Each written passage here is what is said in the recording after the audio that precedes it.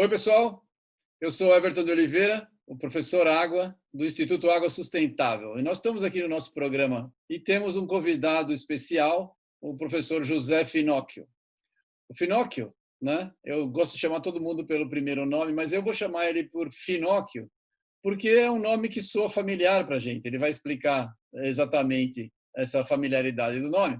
Ele é uma pessoa muito especial. A gente vai falar de água, de projetos, de projetos sociais, projetos ambientais. Vocês vão ter o prazer de conhecer o Finocchio. Por favor, você pode se apresentar? Obrigado pela presença. É um prazer sempre conversar com você. Olha, Everton, aqui vai ser um bate-bola, porque você é um dos caras que mais conhece desse tema, que é um tema que também me encanta, né? A água, né? É um dos objetivos de desenvolvimento sustentável da ONU. E mais, na minha área de especialidade, que é gerenciamento de projetos, o pessoal fala muito disso, né? Então, eu queria que esse nosso bate-papo fosse realmente um jam session, né? Eu vou perguntar também coisas para você, não é só você que vai perguntar coisas para mim. Não tem problema, sem negar com educação. Finóquio, nós éramos uma família, viemos da Itália, uma família de italianos, eram dois irmãos, né? Dois irmãos marceneiros, o Gepeto e o Gefeto. Eu sou neto do Gefeto. O meu primo, infelizmente, morreu queimado, na adolescência, o Pinóquio, né? Mas eu fiquei aqui para contar a história.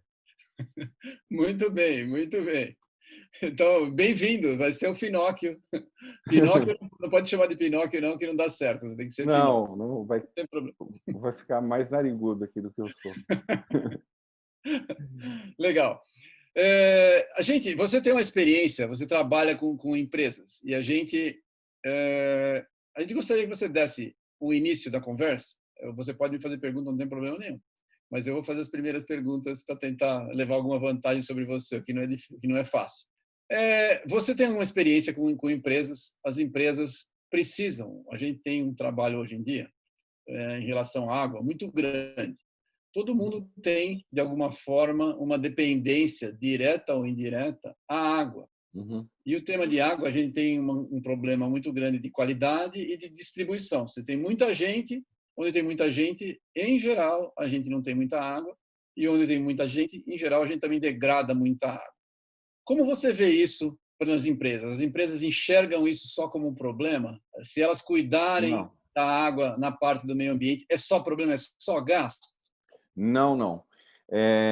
Você sabe que eu realmente dou consultoria, dou treinamento para várias empresas e multinacionais. E o que eu posso te falar sobre água e as empresas, né? Houve uma mudança no mundo, Everton, da nova geração. Ela quer trabalhar num lugar que tenha propósito, ela quer que tenha significado para a vida. A pessoa quer ter uma vida boa, quer ter uma vida com família, com amigos.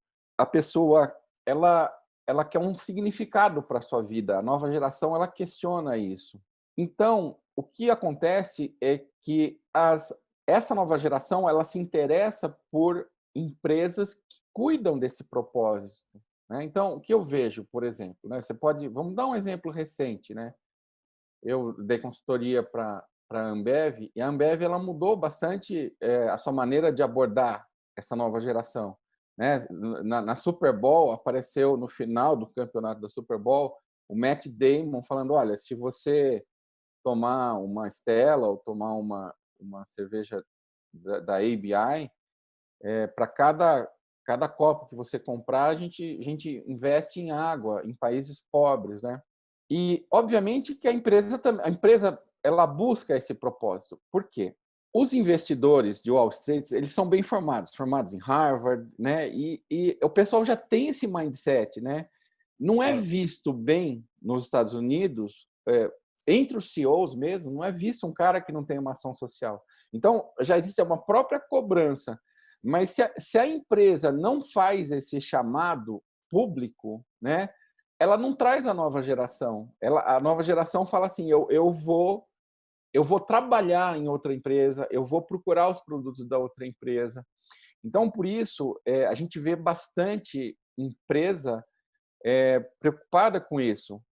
Às vezes pelo bem, né, pelo propósito, e às vezes até forçado mesmo, né? Por exemplo, eu sei, existem bancos que estão em fundos de investimento nos Estados Unidos e que se eles não tiverem uma ação, eles simplesmente caem fora.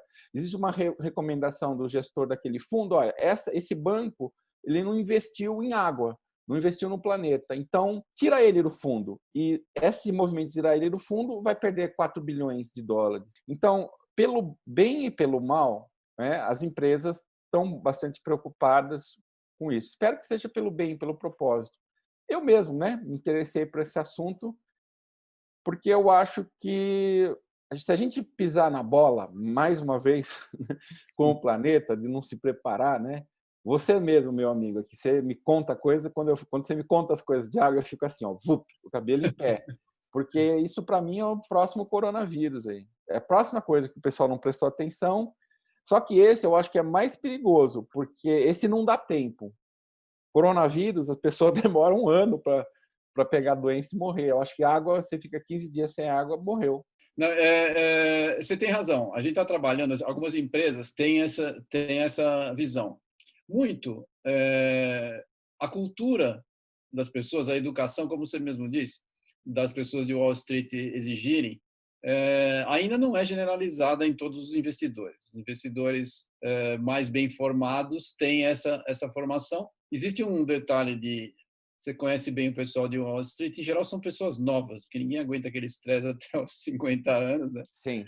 Então, eles trazem essa informação mais nova, e essa formação tem vindo com as pessoas mais novas de um modo geral. Aqui no Brasil também a gente está vendo isso daí. A incorporação disso no business está acontecendo de uma forma lenta, né? Mas uma das coisas que eu gostaria que você desse algum palpite é que existe um problema com água, né? Não sei se é um problema cultural, talvez, porque a água todo mundo dá como aquele negócio que existe, sempre existiu, né? Tem pouca geração de business individual com água. As pessoas pensando, muita gente pensando.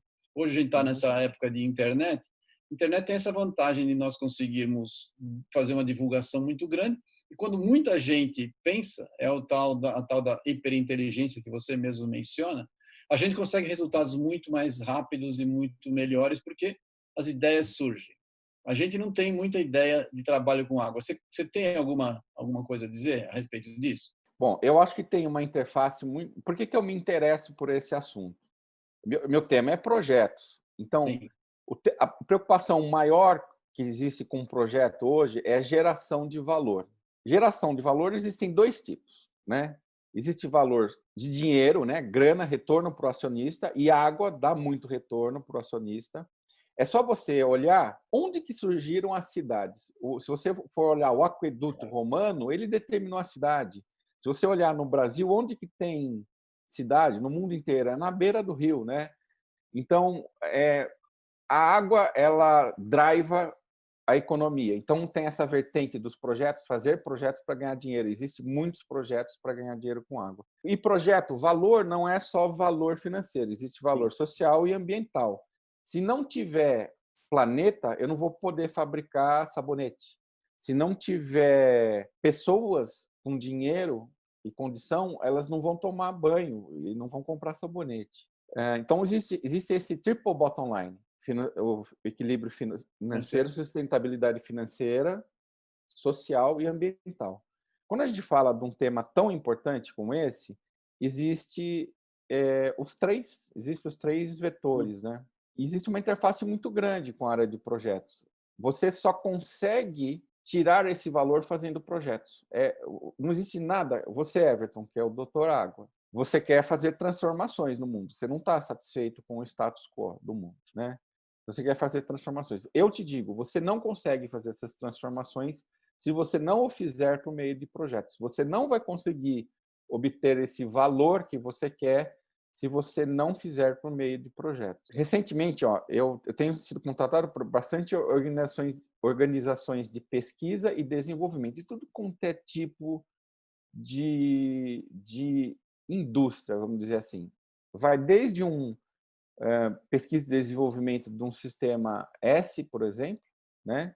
Sim. Como pesquisa e desenvolvimento de um órgão público ou de uma ação. Todos eles tem ações ambientais. E a água está no cerne disso daí, né? Todos têm. E sabe o que eles me perguntam? Só para complementar, sabe o que eles me perguntam? Finoca, como que a gente mostra o retorno social dos nossos projetos? Porque quando você faz um projeto que é direto assim, de mensurar e ganhar dinheiro, é fácil. Agora, o que você faz quando os valores são intangíveis? Existe dinheiro, mas é mais intangível. Você não vê ele direto. O social é o mais intangível. É, O ambiental ainda tem alguma tangibilidade hoje em dia. Muita parte dele, uma parte grande, é intangível, mas a gente consegue ainda precificar e colocar valor. No social é bem mais difícil, eu concordo. Né? uhum. Você falou de projeto, é importante pensar. Uma vez falaram uma frase muito esclarecedora, falou assim: todo mundo sonha na vida, né? Eu sonho em ser alguma coisa, eu sonho em fazer alguma coisa. Se o seu sonho não for transformado num projeto, você não chega em lugar nenhum. O sonho tem que ter, você tem que organizar tudo, fazer todas as partes, dividir. Que você faz isso, você ajuda, né? Nos seus cursos, para quem quiser ver. Aliás, deixa eu fazer um marchand aqui do nosso amigo. O livro do Finóquio, né, o PM Canvas, Project Model Canvas, é muito legal, é fácil de ler. Até um geólogo como eu conseguiu ler e se divertir. Logo, vocês não terão dificuldade em aprender. Ajuda muito a colocar. Eu sou um empresário de muitos anos, né, professor também. Mesmo alguém que já trabalhou, fez um monte de projetos, coloca um monte de coisa nas suas devidas caixinhas quando você lê essas coisas. Você tem essa habilidade grande, né? Como é que você vê isso para uma pessoa que não tem experiência, para ela enxergar essa possibilidade dela dar os seus palpites? Ela gosta de água, ela quer fazer alguma coisa, como é que ela pode andar? Para começar a pensar depois lá no retorno do social, não sei o quê, mas ela tem que começar a fazer alguma coisa para ela virar projeto. O raciocínio de projeto ele vale para todo mundo. Vale para os engenheiros, que foi onde a gente se conheceu, no CREA. Vale para os profissionais que trabalham com você no marketing, porque marketing sem projetos não existe. Vale para quem está na área de tecnologia da informação. Então, todo mundo, para fazer essa transformação no mundo, depende de projetos, gerenciar projetos. Esse livro que você mostrou, eu tentei fazer com que as pessoas pensassem o planejamento de projetos de uma maneira colaborativa. Porque quando o Brasil era mais ou menos muito, vamos dizer assim, analfabeto na área de projetos, né? A gente copiava muitas coisas dos americanos e a primeira coisa que a gente copiou foi a burocracia. Achavam que planejar projeto era fazer um documento de 60 páginas. Eu sentava no meu computador, fazia um documento de 60 páginas que ninguém lia. E planejar um projeto não é isso, é você reunir pessoas, a hiperinteligência, o mindset de cada um dos profissionais multidisciplinares, fazer com que esse todo fique hiperinteligente numa sessão colaborativa, né? Que Só usa a explica ideia. melhor a hiperinteligência para todo mundo aí. Só explica melhor a hiperinteligência no seu conceito. Sim, o que é a hiperinteligência? A hiperinteligência se forma em sessões, né? Quando a gente está num grupo e eu tenho um determinado background, você tem um outro background, por exemplo, eu tenho um background de TI, você tem um background de geologia e você tem um background de química muito forte e também você entende até de quantum, né? Eu tenho algumas coisas em comum, né? Por exemplo, a sua equipe tem um background humanista. Quando a gente se junta numa sessão, esses nossos históricos, que às vezes eles são como vamos dizer assim, transversais. Por exemplo, Sim. eu sei que você entende de vinho, né? Você falou que entende de vinho. Você é geólogo, mas entende de vinho. Isso é um negócio transversal. Então, a soma dessas transversalidades cria um Leonardo da Vinci, cria um ser polímata. Naquelas 2 horas que as pessoas se reuniram, tem um Leonardo da Vinci lá, que ele é poeta, pintor, escultor, engenheiro, cientista, médico, né? Cria um ser hiperinteligente. Né? Esse ser hiperinteligente ele existe virtualmente. A gente aproveita essa sessão para planejar, para transformar isso num canvas, por exemplo, num plano de projeto hiperinteligente. Então, ele fica imbatível. Não é que... tem pessoas que olhavam para o canvas, é um negócio mais resumido, menos burocrático do que aquele plano. Não, não é isso, não. Ele é mais inteligente, porque ele está numa sessão de colaboração. A sessão ela é importante. É a mesma coisa que eu falar para você, Everton, vamos subir o Everest? Você fala, vamos de helicóptero? A gente pega o helicóptero e põe a gente no cume. Você produzir o canvas final, está pronto aqui, entreguei, ele não tem valor. É a escalada, é o caminho que tem valor, que gera valor. É a sessão de planejamento colaborativo que gera valor. Mas eu não sei se eu respondi também, que você perguntou. Perguntei assim, para alguém que não sabe o que é o Canvas. Entendeu? Então, por exemplo, ele quer começar a fazer alguma coisa, ele quer pensar em algum projeto, como é que ele começaria a pensar? Porque essa estrutura, depois que você lê o Canvas, fica clara, né? Eu começo por aqui, eu faço assim, faço assado, e as coisas vão se encaixando facilmente, ela parece um joguinho, né? Não é algo intimidador, digamos assim. E as pessoas começam a raciocinar em como botar um projeto em ordem. Que a gente tem, quando você falou, que você pegar a história de sentar para escrever as 60 páginas, eu vou escrever a minha metodologia, você a sua, e as pessoas que lerem, ou elas seguem o que eu ditei ali, ou não faz, né? E no caso do Canvas, a gente já está pensando junto. Então, só para dar uma dica para as pessoas começarem a pensar o que é essa metodologia e como isso elas podem pensar simplesmente em começar a se ajudar e começar a usar o método. Quando eu desenvolvi o Canvas, o PM Canvas, eu não criei nada novo. Eu apenas contei o que existia de conhecimento acumulado nos últimos 50 anos de uma maneira mais simples. Pegar, né, o Guia do Conhecimento de Gerenciamento de Projetos, que o pessoal chama de PMBOK, aquele livrão, que muitas pessoas associam com burocracia, porque, de fato, você pode dar uma interpretação burocrática. Você também pode olhar como conceitos que vão existir para sempre, né? Requisitos, produto, riscos. Esses conceitos eles sempre vão existir. E estão lá no livro, eu não preciso inventá-los. Eu apenas agrupei de uma maneira que ficava mais fácil as pessoas entenderem, né? Então, você pega um quadro numa sessão colaborativa com post-it, cola, reúne o pessoal que vai planejar aquele projeto e estabelece um diálogo, começa a conversar com as pessoas. Ultimamente, eu tenho usado, você já deve ter visto, um framework para entender o Canvas, até simplificá-lo, né? Que é o problema, construção, uso e valor. Essa fórmula de problema, construção, uso e valor, ela vale para você entender quase qualquer coisa. Gerenciamento de projetos, processos, serviços, de uma maneira geral. Você sempre tem um problema puro para ser resolvido, independente da tecnologia. Por exemplo, imagina que eu queira resolver o problema de água na África, ou queira resolver o problema de água na Índia, que você mesmo me contou que tem desafios. Eu vou pensar numa injeção positrônica de íons no solo para mudar o lençol freático. Não, estou inventando um monte de coisa aqui.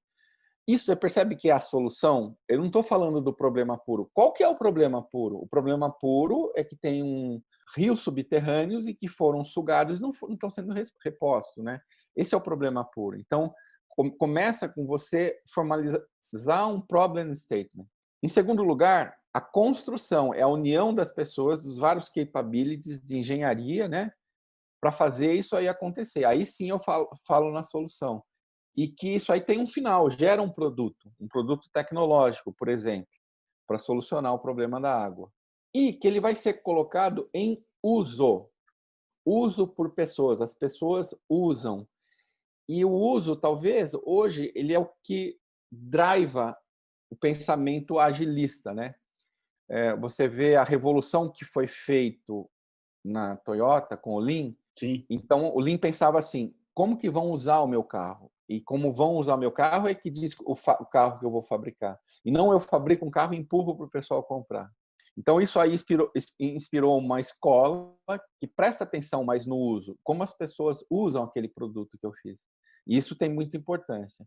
E, por último, é uma coisa que você trabalha muito, que é meses e anos depois de você lançar, implantar esse produto, isso aí vai gerar um valor financeiro, social e ambiental.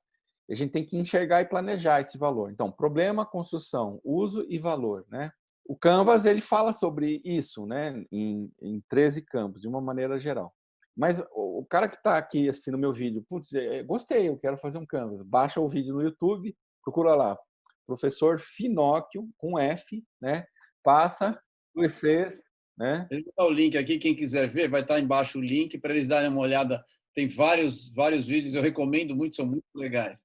Então, o Tá? professor Finóquio passa a metodologia do PM Canvas. Então, compra post-it, imprime o PM Canvas, já assiste o vídeo e já sai fazendo. Nada melhor do que fazer um primeiro. Aprende na marra aí.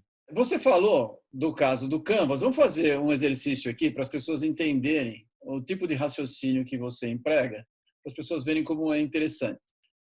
No caso de água, a gente tem um projeto interessante que se chama GRACE. Nos Estados Unidos lançaram 2 satélites e esses satélites eles foram colocados em órbita exatamente a mesma velocidade. Então eles estavam na mesma altitude e na mesma velocidade, então eles andavam juntinhos.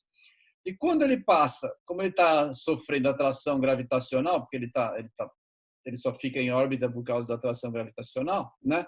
Quando ele passa por um lugar com a diferença maior de densidade, ele tem uma atração gravitacional maior, não só por ser altitude e tal, ele diminui um pouquinho a velocidade. Então, a distância entre os dois varia. Então, essa variação de distância é devido à força gravitacional. Se esses satélites estão andando sempre ao redor no mesmo lugar, né? Eles variavam algumas coisas, mas eles passavam várias vezes por o mesmo lugar. Se quando você passa por um mesmo lugar, altera a distância entre os dois, está passando sobre o continente aqui latino-americano, por exemplo, você está passando pelos Estados Unidos, está passando pela Europa, por algum lugar, você está passando exatamente pela mesma posição no mesmo continente, no mesmo local. Se a distância alterou a força gravitacional e alterou então a massa que estava ali embaixo de alguma forma. O que é que altera a massa? A quantidade de água. Que Então, legal. esse projeto, ele ficou inicialmente ele foi feito para rodar, acredito que eram 12 anos. Acontece que o satélite o sistema continua funcionando. Ele estava previsto para funcionar 12 anos, mas ele está funcionando até agora. Então ele continua captando uma quantidade gigante de dados. E aí os Estados Unidos libera isso para universidades para pesquisa. Por quê? Você pega, é o tal do Bringing Grace Down to Earth. Você pega os dados, muita gente pensando, cada um analisa para a sua região, você consegue fazer com que aqueles dados tenham informação em relação à água. Você começou a pensar água planetariamente. Na Europa, em Portugal especificamente, eles pegaram esse projeto e estão fazendo com nanosatélites, pequenininho mesmo, a mesma coisa. Só que aí você consegue ter uma quantidade muito maior, né? Pegando uma quantidade de informação muito grande, com muito mais gente usando. Então a ideia é a seguinte: imagina para a gente pensar num model Canvas aí, alguma coisa, só para a gente fazer um Sim. exercício de imaginação. Vamos fazer o exercício do problema, construção, uso e valor, né? Legal. Então, problema, é preciso a gente olhar o problema puro. Qual que é o nosso problem statement? O que acontece com a água subterrânea, que é da onde vem, você me explicou que é da onde vem os rios, né? Os rios Sim, nascem de baixo. exatamente. Eu não sabia disso. É. Mas a grande dificuldade é que a gente não vê o que está embaixo. Existe um desconhecimento. O ser humano ele tem uma boa dose de ignorância. Ele não olha para o ritmo com que ele devasta ou extingue as suas reservas, né? Então ele Sim. não olha para quanto ele está gastando e para quanto ele está abaixo. E existe a falta da informação. E a falta da informação é a pior coisa que existe. Então eu diria que aí esse projeto, qual que é o problema? Lidar com a falta da informação daquilo que é muito precioso, está a várias camadas abaixo, escondido. Não é isso? Eu não tenho informação. É isso, exatamente isso. A gente não tem, não. As pessoas não têm, mas a gente precisa ter mais informação, é bem isso. Agora vamos pensar num produto que resolve esse problema. Então eu tenho um produto, olha, um produto que resolve esse problema, eu poderia pôr alguma coisa que está no alto, que anda 27 mil quilômetros por hora, né? Percorre uma grande quantidade de terra e vê grandes extensões e consegue detectar uma coisa muito tênue, que é a diferença gravitacional. mas eu não consigo fazer com um satélite, porque ele não consegue ver a diferença de gravidade. Então, tem que pôr 2. Então, lançar um conjunto de satélites. Então, vamos pensar num produto. Um conjunto de satélites que consiga interpretar gravitacionalmente reservas de água. Ok? Então, esse é meu produto. Agora, não parou aí. O produto ele precisa ser especificado em requisitos técnicos, né? Por exemplo, um requisito técnico é que ele tem que detectar lençóis de água numa determinada profundidade. Qual que seria uma profundidade ideal? Então, tá bom. Ele detecta em média, que seja qualquer profundidade, que seja 10 metros, vamos fazer, só para 10, chutar. 10 Mas ele metros, detecta 10 na média de quilômetros, qualquer profundidade. 10 metros ou 10 quilômetros. Então, isso é um requisito. Então, dependendo desse requisito, é um tipo de satélite que eu vou colocar, né? Dependendo desse requisito, a distância do satélite, o requisito muda o produto.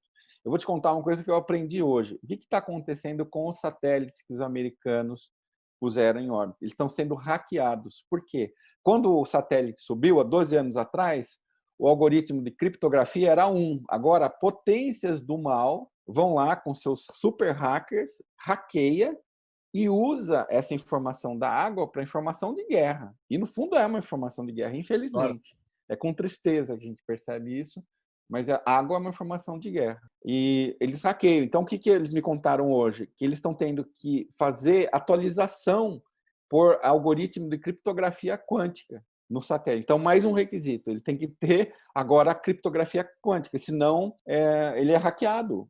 Né? O satélite é hackeado pelas forças do mal, se é que existem. Você acha que existe ou não?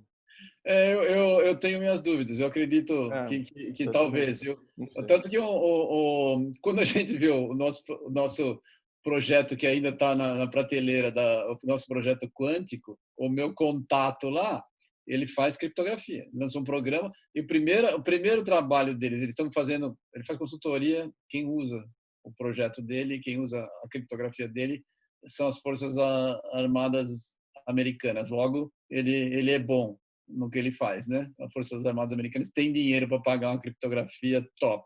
Ele lançou um produto que é concorrente, é um produto criptografado para brigar com o Zoom, que é o que nós estamos usando aqui, porque o Zoom, o nível de garantia de qualidade dele é muito baixo, né? Esse é um dos problemas que, por exemplo, em caso você falou de hacker, né? Saímos da água só para fazer um parênteses aí. As pessoas que trabalham, por exemplo, com casos confidenciais, casos médicos, por exemplo, dados médicos são confidenciais.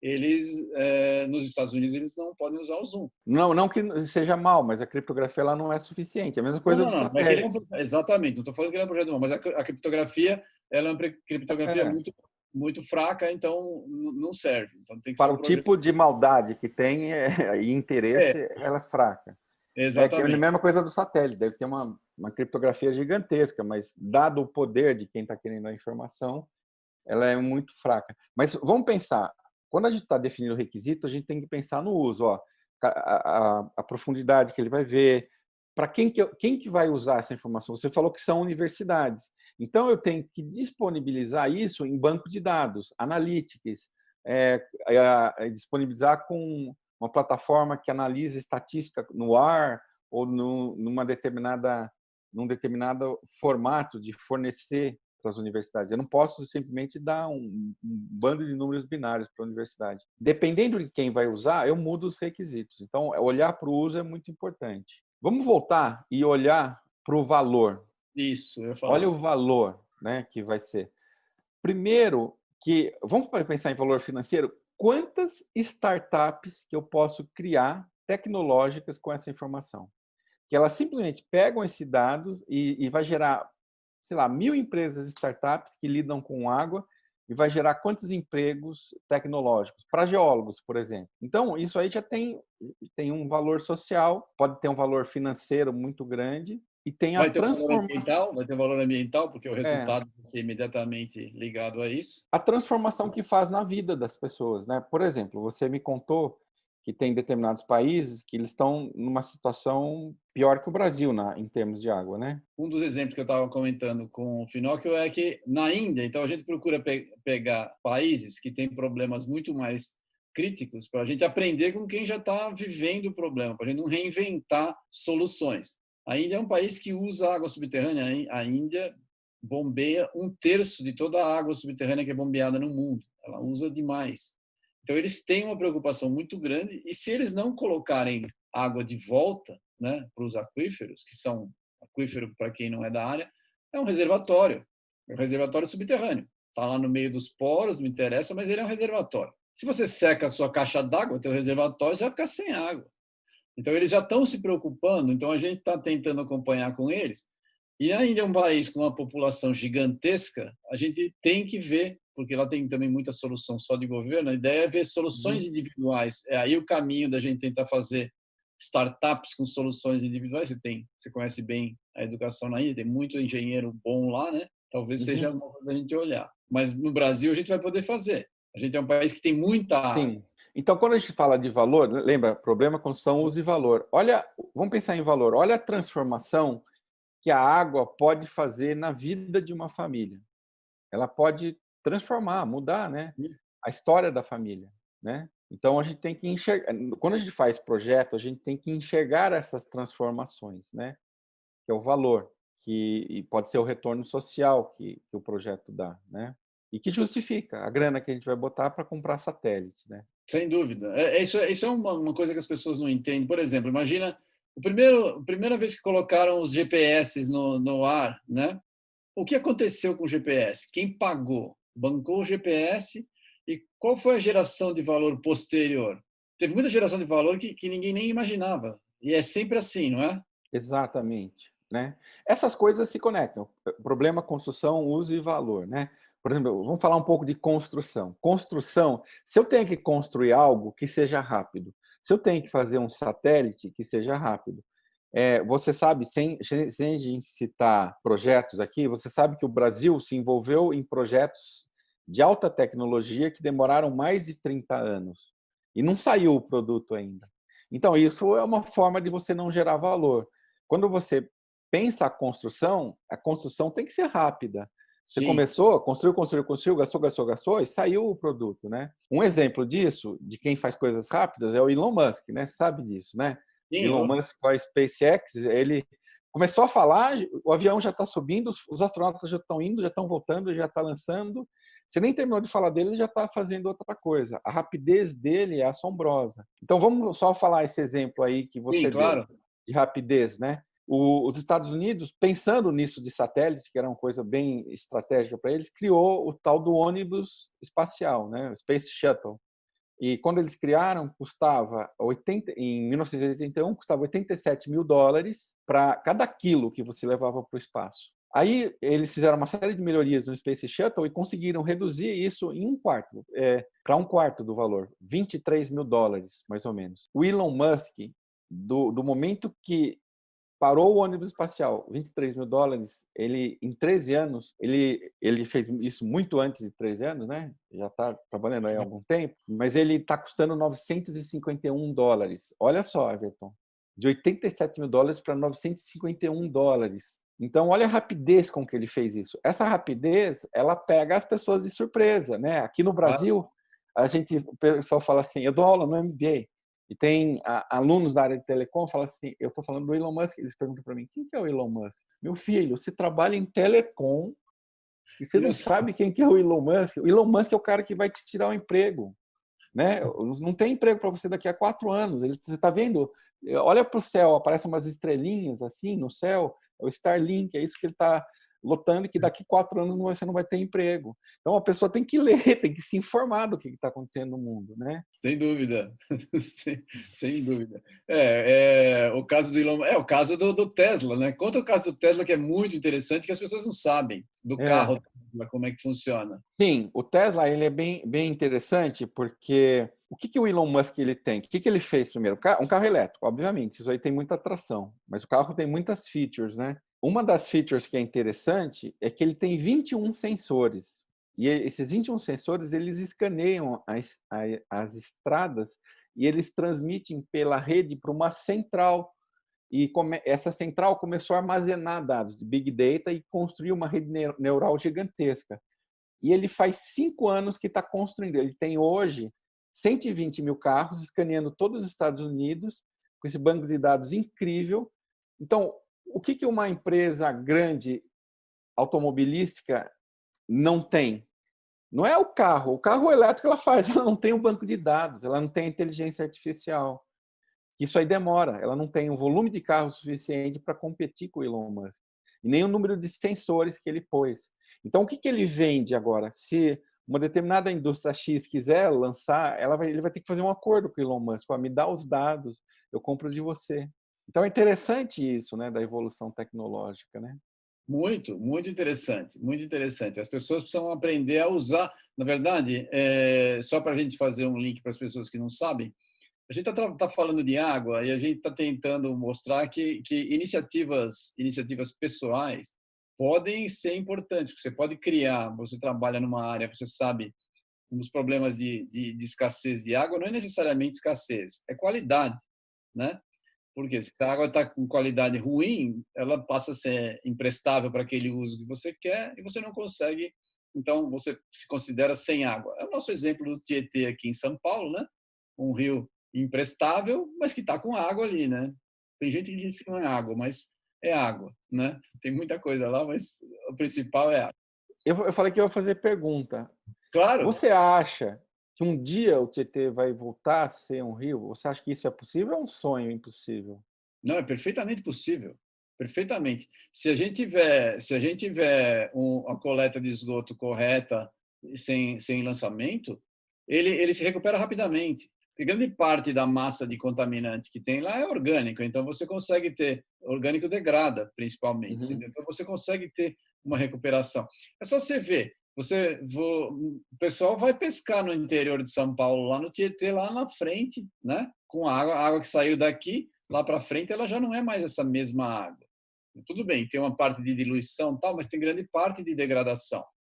Então, se Uhum. nós tivéssemos um controle bom, sim, o Tietê consegue ser limpo tranquilamente.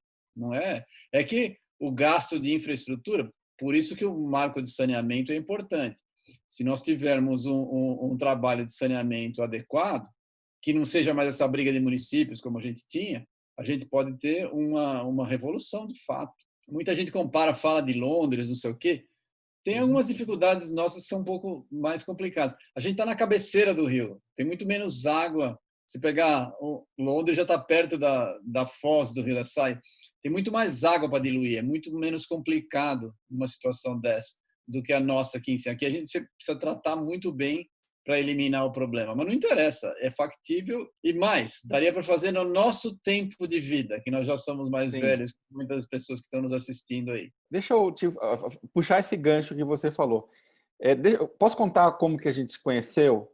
A gente se conheceu na preparação de um curso Sim, ministrado pelo CREA e que nós somos mentores, né? Que, assim como outras várias pessoas, nós fomos mentores. Você nos introduziu para importantes stakeholders, achei que seu papel foi super importante. E a gente pensou um curso de empreendedorismo e inovação para engenharia, né? E do qual eu ministrei uma disciplina, né?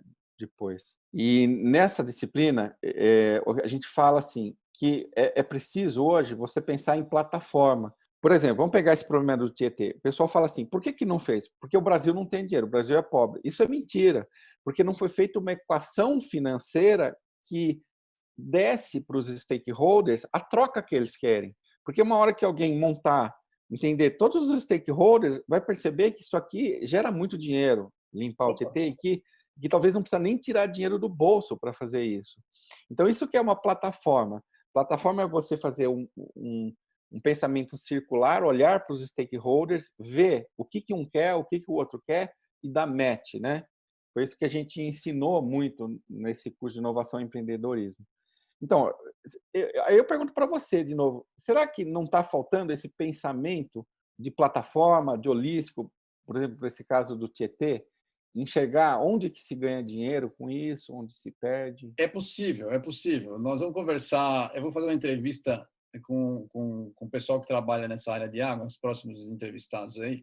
A gente tem água, é um pouco mais complicado, né? Aliás, muito mais complicado, porque você tem várias coisas ligadas à água. Você tem cultura toda ligada à água, você pensar batismo, né? você pensar em cerveja, tem um monte de coisa que está indireta ou diretamente ligada à água.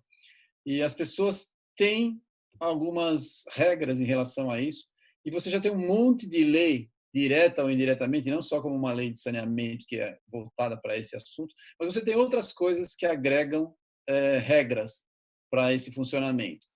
E uma delas é um problema muito grande das pessoas entenderem mal a água em si. Eu sempre dou um exemplo, esse exemplo não é meu, é de um advogado, um grande amigo meu, o Vladimir Ribeiro, que ele vai ser entrevistado aqui. Ele sempre fala, porque as pessoas falam assim, a água, de quem que é? A água não pode ser sua, né? Então, por que eu vou privatizar a água? Tem essa conversa de privatizar a água. A pergunta é assim, se você tem no seu corpo 60% de água, né?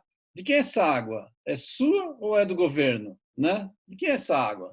Essa água, cada momento a água tem um dono, né? Tem uma situação que ela pertence.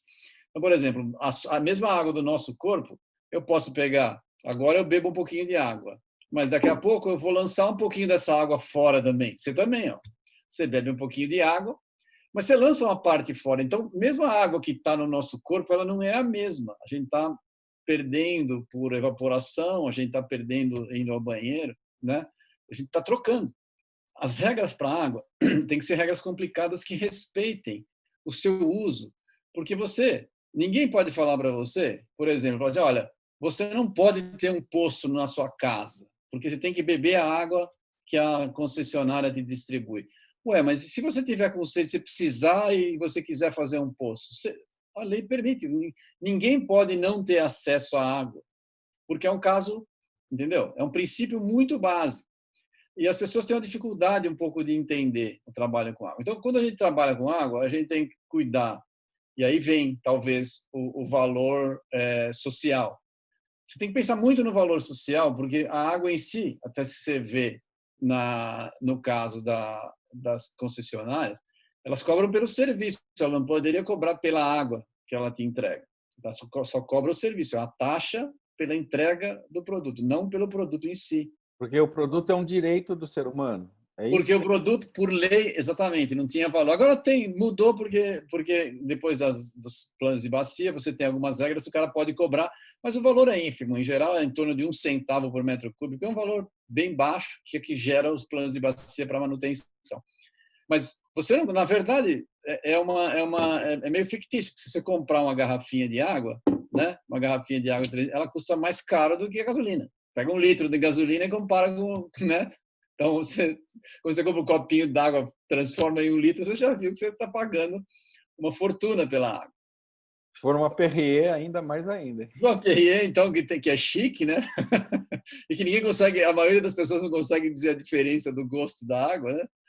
Então, só está pagando para parecer chique. Então, a gente teria que fazer, de fato, para a gente conseguir fazer uma equação dessa, a gente teria que mexer com os valores culturais, entendeu? Porque as indústrias precisam, para elas, é uma equação financeira e é uma equação, claro, tem um valor social, um valor ambiental, todo, mas a gente está falando de business.